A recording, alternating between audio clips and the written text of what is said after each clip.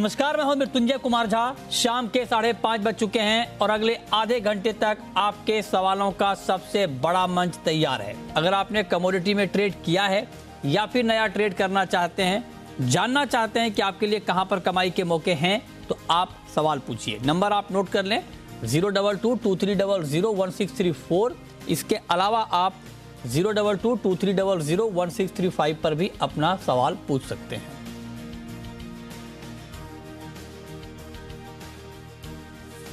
चलिए, और सबसे पहले हम बात कर रहे हैं एक महत्वपूर्ण खबर की, और खबर यह है कि एमसीएक्स ने नई पहल की है और इस नई पहल के तहत घरेलू लेड रिफाइनर से अब डिलीवरी हो सकेगी। उसको इम्पैनल किया गया है डोमेस्टिक लेड रिफाइनर्स को पहली बार।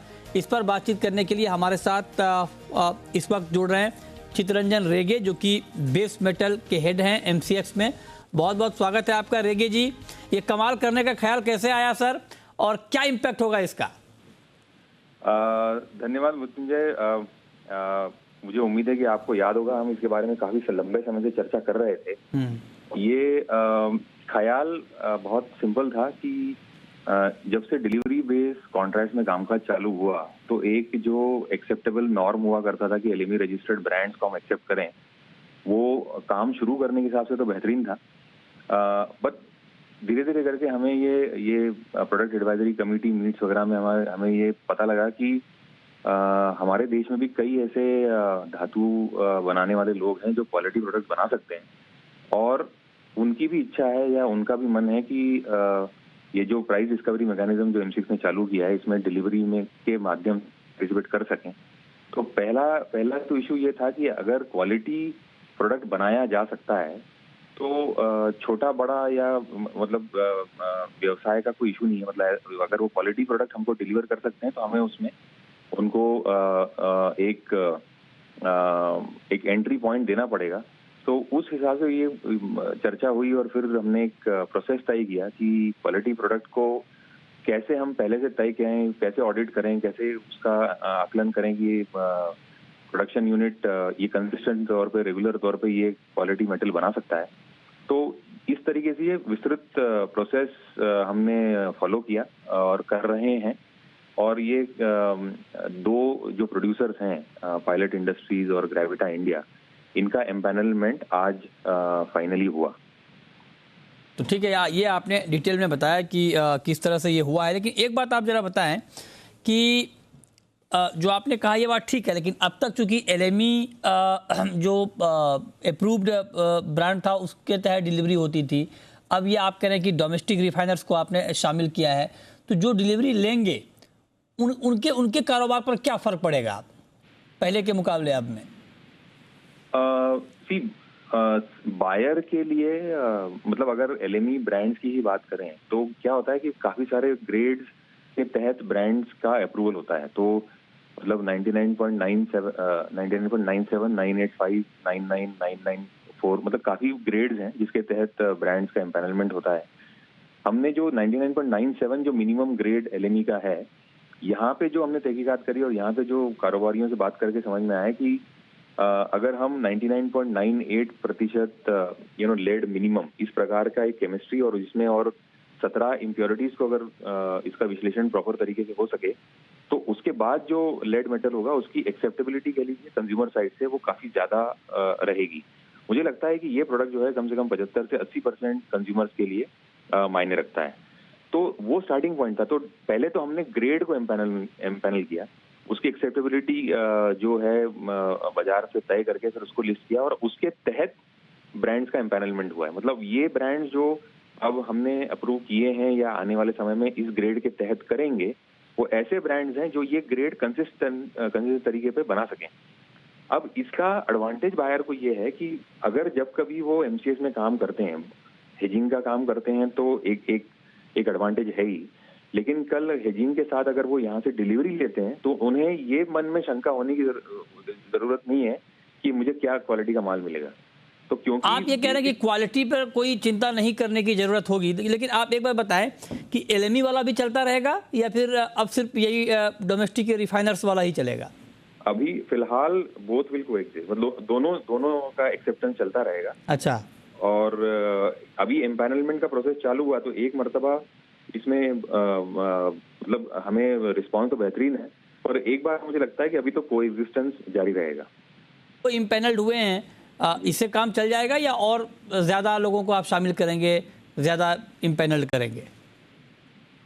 ये 2 से शुरुआत हुई है, और हमें मतलब और एप्लीकेंट्स ऑलरेडी पाइपलाइन में हैं, तो मुझे लगता है कि कुछ और एम्पैनलमेंट होने चाहिए। और इसके अलावा मतलब एक बार ये सुचारू रूप से जब चालू हो गया है और लोगों को एक बार कॉन्फिडेंस, मतलब जो नए और जो पुराने लेड प्रोड्यूसर्स हैं, एक बार उनको ये प्रोसेस के बारे में जो क्लैरिटी आने के बाद मुझे लगता है और भी लोग इसमें आगे आएंगे ब्रांडिंग करने के लिए। तो मुझे ये लगता है ये अच्छी शुरुआत है, और लोगों का भी एम्पैनलमेंट जरूर होगा।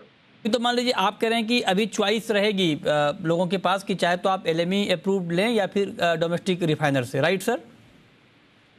ये चॉइस रहेगी? जहाँ साहब 2 चीजें हैं। पहली बात ये है कि एक्सचेंज में चॉइस जो है, मैं कौन से ब्रांड का या कौन सी ग्रेड का डिलीवर करूं, ये चॉइस जो है वो सेलर के पास होता है, और बायर के पास ये चॉइस नहीं होता है कि मुझे कौन सा इसका उनको मिनिमम क्वालिटी जो है वो गारंटीड है कि आपको 99.97% मिनिमम लेड प्योरिटी का माल मिलेगा, और अगर MCX अप्रूव्ड ग्रेड मिलेगा तो ऑब्वियसली वो 99.98 का रहेगा। बट वो ये चूज नहीं, मतलब बायर साइड चूज नहीं कर सकती, प्रेफरेंस नहीं दे सकती क्वालिटी की।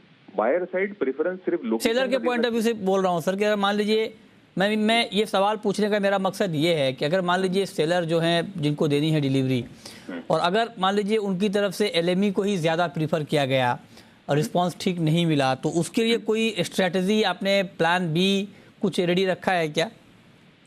इसी का ही सॉल्यूशन है। ज़्यादा आप अगर देखें, अगर सेलर के पास जब उसको अगर डिलीवरी करने की बात आई, तो आज उसके पास चॉइसेस जो थे वो लिमिटेड थे LME ब्रांड्स के तहत। अब जो है वो लोकल जो है, जो घरेलू उत्पाद जो है, उसके भी ब्रांड्स एलिजिबल होने के बाद आज उसके पास चॉइस भी हो गया कि अगर मान लिया जाए कि शिपिंग लाइंस की दिक्कत है और इंपोर्ट का माल नहीं मिल सकता है, या डोमेस्टिकली सप्लाई की थोड़ी तंगी है और माल नहीं मिलता है, तो अब एडिशनल सोर्सेज जो हैं, जो इक्वली गुड उतनी ही बेहतरीन क्वालिटी का माल बना सकते हैं, अब उनकी तरफ से भी माल लेकर के यहाँ पे डिलीवर किया जा सकता है। तो मुझे लगता है कि सेलर्स पॉइंट ऑफ व्यू से चॉइसेस और बढ़ जाते हैं, जो उनके लिए मददगार होगा। ओके, तो ये आपने डिटेल में बताया, बहुत शुक्रिया चितरंजन रेगे जी आपका डिटेल में हमसे बात करने के लिए और बताने के लिए कि ये जो घरेलू रिफाइनर्स को इम्पैनल किया गया है, इसका क्या इम्पैक्ट ओवरऑल ट्रेड के ऊपर होगा। बहुत शुक्रिया आपका। चलिए आगे बढ़ते हैं, रुक करते हैं एक और महत्वपूर्ण खबर। क्यों ये खबर अच्छी खबर है, खास करके अनाज के मोर्चे पर। देश में रिकॉर्ड अनाज उत्पादन का अनुमान लगाया गया है, और सेकेंड एडवांस एस्टीमेट सरकार ने जारी किया है, जिसमें ये कहा है कि इस साल रिकॉर्ड 31 करोड़ 60 लाख टन अनाज का उत्पादन होगा। गेहूं का 11 करोड़ 13 लाख टन और धान का 12 करोड़ 79 लाख टन का उत्पादन का अनुमान जताया गया है। दलहन का 2 करोड़ 70 लाख टन का और तिलहन का 3 करोड़ 71 लाख टन से ज़्यादा का उत्पादन का अनुमान है। इस साल टोटल जो कुल मोटा अनाज है, मोटे अनाज का उत्पादन 4 करोड़ 98 लाख टन होने की संभावना जताई गई है। तो अनाज उत्पादन के मोर्चे पर एक महत्वपूर्ण खबर, और ख़ास करके फूड ग्रेन को लेकर जो बात हो रही है, हालांकि सप्लाई की साइड से दिक्कत अभी नहीं है पिछले कई सालों से अनाज के मोर्चे पर, और उस मोर्चे पर एक और अच्छी खबर आई है कि इस बार बहुत बम्पर उत्पादन अनाज का होने वाला है। तिलहन और दलहन का उत्पादन भी अच्छा रहेगा। हमारे साथ बातचीत करने के लिए सिराज हुसैन साहब हैं, फार्मर एग्रीकल्चर सेक्रेटरी। सिराज जी, बहुत बहुत स्वागत है सर आपका जी बिजनेस पर। सेकेंड एडवांस एस्टीमेट जारी हुआ है सर सरकार की तरफ से, और ये कहा है कि इस साल रिकॉर्ड फूड ग्रेन का प्रोडक्शन होगा। इसका क्या मतलब निकाला जाए, क्या इम्पैक्ट ओवरऑल आप देख रहे हैं सर सप्लाई चेन पर? नहीं, ये तो बहुत अच्छी खबर है, और ये देश में खुशी की बात है कि ये तीसरा साल था लगातार जब अच्छा मानसून देश में आया। लार्जली सिर्फ -1% डेफिशिएंसी हुई, और बहुत अच्छा प्रोडक्शन होने वाला है, और इससे इन्फ्लेशन मैनेजमेंट में भी मदद मिलेगी। कुल मिला के हम कह सकते हैं कि ये देश के लिए बहुत अच्छी खबर है।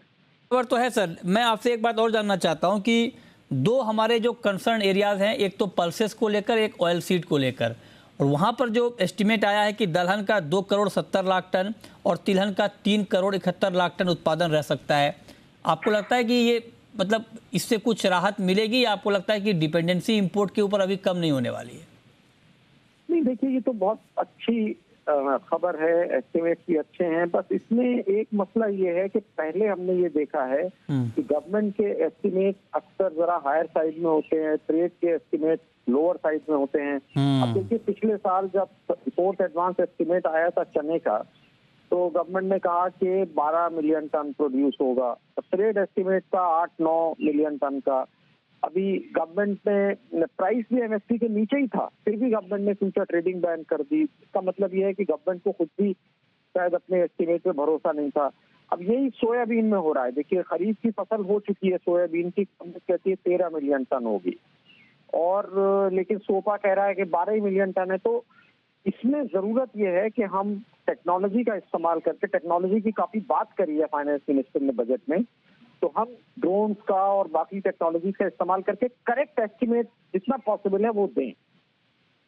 ठीक बात है। आप करें कि ये जो आंकड़ों का मिसमैच होता है उसको दुरुस्त करने की ज़रूरत है। एक बात मैं आपसे और पूछना चाहता हूं सर, आपका अपना अनुमान या अपना अनुभव क्या कहता है, अगर इस तरह का उत्पादन होता है जो अनुमान लगाया गया है, जताया गया है, एमएसपी के फ्रंट पर क्या सीन रहने वाला है सर? क्या किसानों को एमएसपी से ऊपर का भाव मिलेगा या ज़्यादा उत्पादन होने से एमएसपी के नीचे दाम आ जाएंगे, चाहे वो दलहन हो चाहे वो तिलहन हो, और ये एक चुनौती होगी फिर से सरकार के लिए एमएसपी पर खरीदना? देखिए सबसे ज्यादा जो एरिया में इंक्रीज हुआ है वो हुआ है मस्टर्ड में। तो काफी लोगों का ये एस्टिमेट है कि मस्टर्ड में हो सकता है कि दाम एमएसपी के आसपास पहुंच जाएं या उससे नीचे आ जाएं, क्योंकि मस्टर्ड में करीब 12% का इंक्रीज है। तो ये काफी पॉसिबिलिटी है कि मस्टर्ड के प्राइसेस गिर जाएं, जो कि बहुत बुरा होगा, क्योंकि हरियाणा, राजस्थान, मध्य प्रदेश तीनों जगह मस्टर्ड के एरिया में काफी अच्छा इंक्रीज हुआ है। तो ये गवर्नमेंट मुझे लगता है नेफेड तैयारी करेगा। नेफेड में एमडी बदल चुके हैं, नए एमडी आए हैं और वो पूरा ध्यान देंगे। अगर प्राइसेस गिरते हैं तो थोड़ी बहुत खरीद से भी मुझे लगता है मार्केट में सपोर्ट आ सकती है। अच्छा, ठीक बात है। बहुत शुक्रिया सर आपका हमारे साथ जुड़ने के लिए और डिटेल में इस खबर पर बात करने के लिए। चलिए आगे बढ़ते हैं और अब हम बात करते हैं आज के मार्केट की। और गोल्ड का भाव एक बार फिर से 50,000 के ऊपर आ गया आज, जब ये खबर आई कि रूस और यूक्रेन के बीच फिर से तनाव बढ़ने की आशंका दिखी। कुछ खबरें आई एजेंसी के हवाले से, तो उसके बाद एक बड़ा इम्पैक्ट हमने गोल्ड पर देखा है। और अभी भी गोल्ड का प्राइस आप देखिए 50,000 के ऊपर ही ट्रेड कर रहा है। अंतर्राष्ट्रीय बाजार में भाव $1885 के ऊपर ट्रेड कर रहा है। चांदी में भी मजबूती है, लेकिन गोल्ड की रफ्तार ज़्यादा तेज़ है। हमारे साथ अनुज गुप्ता हैं IIFL सिक्योरिटीज़ के, और तपन पटेल साहब हैं HDFC के। आप दोनों HDFC सिक्योरिटीज़ के, आप दोनों का बहुत स्वागत है। अनुज जी, क्या 50, क्योंकि 14 फरवरी को जब गया 50,000 के ऊपर गोल्ड, तो लग रहा था कि अब रफ्तार तेज़ हो जाएगी, एक झटके में ही मार्केट फिर से नीचे आ गया अगले ही दिन। तो इस बार की तेज़ी पर कितना ट्रस्ट किया जाए? मृत्युंजय जी गुड इवनिंग। देखिए जो उस दिन मार्केट करेक्ट हुआ था वो एक न्यूज़ बेस पे करेक्ट हुआ था, बट अगर इसका ट्रेंड पॉजिटिव था तो यहाँ पे मार्केट जो है वो वापस रिकवर हुआ है। तो इस मीन्स की जो ट्रेंड है वो यहाँ पर बढ़ता हुआ दिखाई दिया है। और इनफैक्ट अगर हम देखें तो उस दिन इंटरनेशनल मार्केट में 1890 को ब्रेक नहीं किया था, आज इसने 1890 को ब्रेक किया है। मुझे लगता है कि अभी जो ट्रेंड है वो अभी भी पॉजिटिव है। हालांकि जियोपॉलिटिकल टेंशन में कभी कोई बदलाव नहीं है, जियोपॉलिटिकल टेंशन अभी बढ़ती हुई दिख रही है। तो मुझे लगता है कि इवनिंग सेशन में हम दोबारा से अगेन एक अच्छा अपसाइड मोमेंटम आते हुए देखेंगे, और एक्सपेक्टेड लग रहा है कि $1900 तक के लेवल आज या कल के अंदर में टेस्ट होते हुए दिखाई देंगे। और MCX में एक्सपेक्ट कर रहे हैं कि 50,500 तक के लेवल दोबारा हम देख सकते हैं। तो ट्रेंड पॉजिटिव है, और जिस तरीके से जो रैली बनी है ये मुझे लगता है कि अभी और आगे कंटिन्यू रहेगी। ओके, तो ये राय आपकी, आप कह रहे हैं कि 50,300 तक गोल्ड का भाव जा सकता है, उसको ध्यान में रखकर आप बाइंग कर सकते हैं। तपन जी, आप भी एग्री करते हैं क्या? बिल्कुल प्योरली इंट्राडे के लिए 50,000 के आसपास गोल्ड खरीदना चाहिए क्या? जी बिल्कुल, करंट रेट से भी गोल्ड बाय कर सकते हैं, और जैसा अनुज ने बताया ओवरऑल ट्रेंड बुलिश रह सकता है। अपार्ट फ्रॉम जियोपॉलिटिकल रिस्क, मुझे लग रहा है कि इन्वेस्टर का फोकस यूएस के इन्फ्लेशन नंबर्स पे भी है। जिस तरह से फेड की जो मिनट्स आई है तो वहां पे भी थोड़ा अग्रेशन कम होता हुआ दिख रहा है।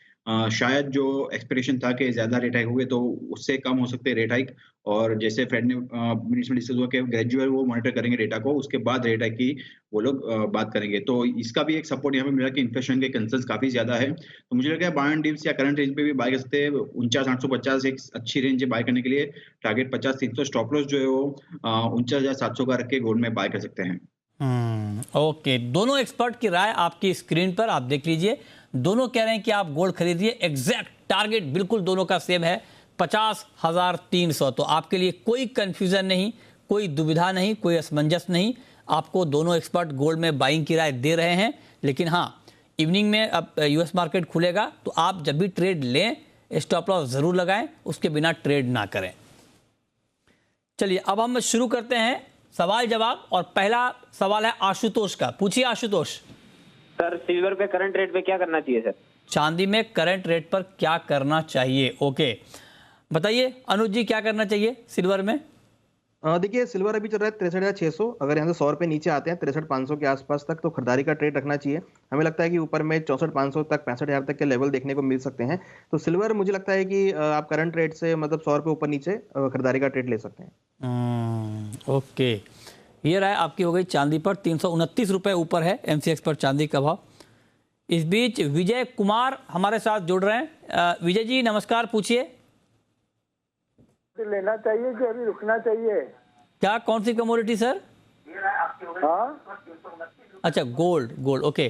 तपन जी, एग्जैक्टली अगर थोड़ा सा पोजिशनल व्यू लेना हो गोल्ड पर, तब क्या क्या राय है आपकी 50,000 के ऊपर?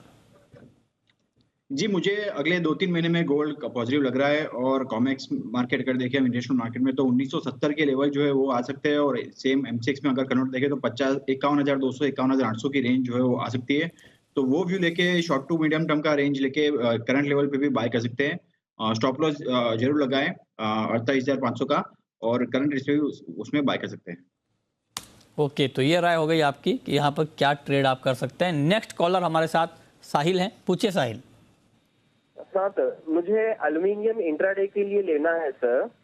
मुझे सजेस्ट करें कि किस लेवल पे लूं और टारगेट क्या रखना चाहिए और मेरा स्टॉप लॉस कितना हो?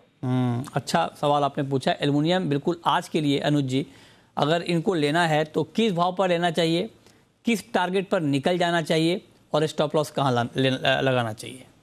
देखिए, 259 के अराउंड ये बाय कर सकते हैं। स्टॉप लॉस रहेगा 257 का। टारगेट ऊपर में 263 तक देखने को मिल सकता है।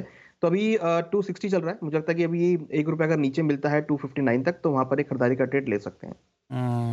ओके, नेक्स्ट कॉलर हमारे साथ लोकेश जुड़ रहे हैं इस वक्त। लोकेश जी पूछिए। सर, सोयाबीन 7500 रुपये कब हो जाएगी? हम किसान बोल रहे हैं। सोयाबीन 7500 रुपये कब तक हो जाएगा? ओके, 7,500। बताइए तपन जी। जी अनुज, इसका उत्तर अच्छे से दे पाएंगे? मैं एग्री। ठीक है अनुज जी, आप बताएं। 7,500 सोयाबीन फिजिकल में। देखिए जिस तरीके का जियोपॉलिटिकल टेंशन चल रहा है, उसका असर जो है वो इंटरनेशनल कमोडिटी पे पड़ रहा है, जहां पे सोयाबीन के अंदर भी उसका काफी असर रहेगा। मुझे लगता है कि आने वाले 1 महीने में आपको ये 7,500 तक के लेवल को दिखा सकता है। हालांकि करंटली भाव ऑलमोस्ट 7,000 के आसपास चल रहे हैं। 400 से 500 रुपए की तेजी भी और इसमें देखने को मिल सकती है। अच्छा, ठीक है, तो ये राय हो गई आपकी, इस पर आप नजर रखें। नेक्स्ट कॉलर हमारे साथ पीयूष जुड़ रहे हैं। पूछिए पीयूष जी। ओके, हाँ जी, मैं ये पूछना चाहता हूँ कि प्लेटिनियम परचेज करना चाह रहा हूँ फिलहाल, तो ये राइट टाइम है क्या परचेज करने के लिए? प्लेटिनियम आप, अच्छा प्लेटिनियम पर तपन जी बता पाएंगे कुछ? जी, ओवरऑल जिस तरह की डिमांड सिचुएशन है और आगे के जो ग्रीन टेक्नोलॉजीज में इन्वेस्टमेंट्स आ रहे हैं, तो मुझे लग रहा है कि डिमांड बढ़ सकती है। इवन मेडिकल इक्विपमेंट में भी प्लेटिनम का यूज होता है, तो डेफिनेटली बाइंग कर सकते हैं। लॉन्ग टर्म इन्वेस्टमेंट भी अच्छा रहेगा। थोड़ा भी नीचे आता है प्राइस तो आप बाय कर सकते हैं उसमें। ओके, तो इस पर आप नज़र रखिए। अच्छा, एग्री मार्केट में अनुज जी आपका व्यू क्या है? मतलब कहाँ पर नज़र रखनी चाहिए कल के कारोबार में? कौन सी कमोडिटी ऐसी जहां पर आपको लगता है कि ट्रेड लेना ठीक रहेगा, अभी ठीक ठाक पोटेंशियल है?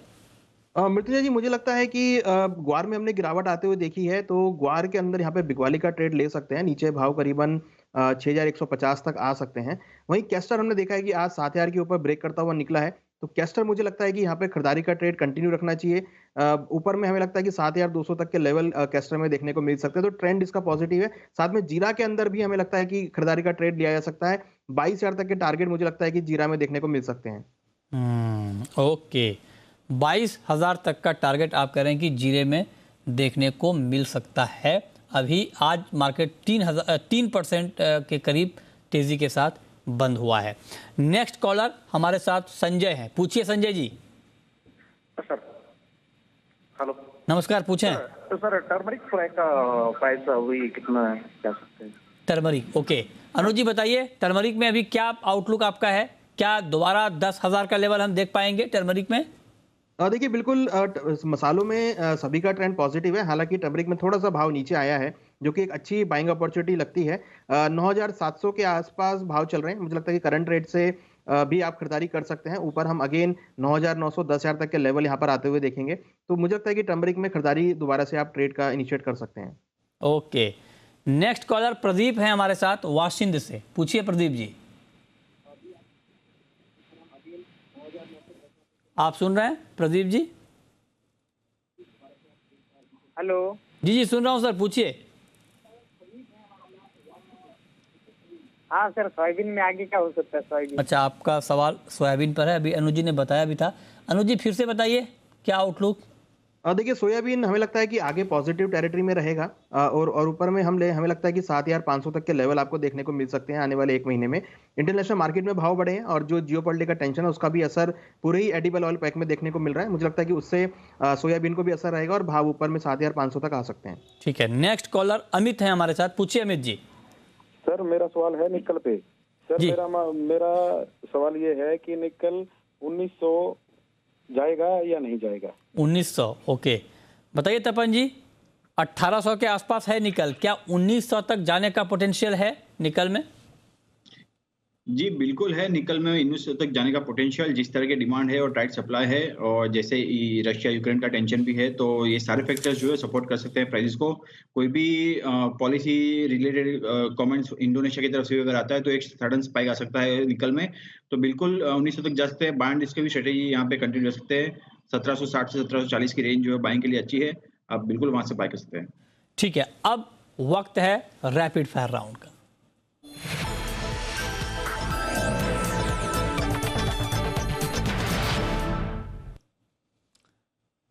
अनुज जी, आपकी पहली रैपिड फायर कॉल। हमारी कॉल गोल्ड में रहेगी। गोल्ड में खरीदारी करके चलें, ऊपर में टारगेट 50,300 तक देखने को मिल सकता है। आपकी कॉल तपन जी। चांदी में बाय करें, थोड़ा भी डिस मिलता है 63,200 के अराउंड, तो बाय कीजिए। टारगेट ऊपर में 63,800 64,200 मिल सकता है। आपकी आखिरी कॉल। हमारी कॉल कॉपर में रहेगी। कॉपर में बाय करके चले 764 के आसपास। 757 का स्टॉप लॉस लगाएं, टारगेट 773 तक हो सकता है। ओके, चलिए, बहुत शुक्रिया अनुज जी आपका, तपन जी आपका जुड़ने के लिए, बताने के लिए कहां पर कमाई के मौके कमोडिटी में मिलेंगे।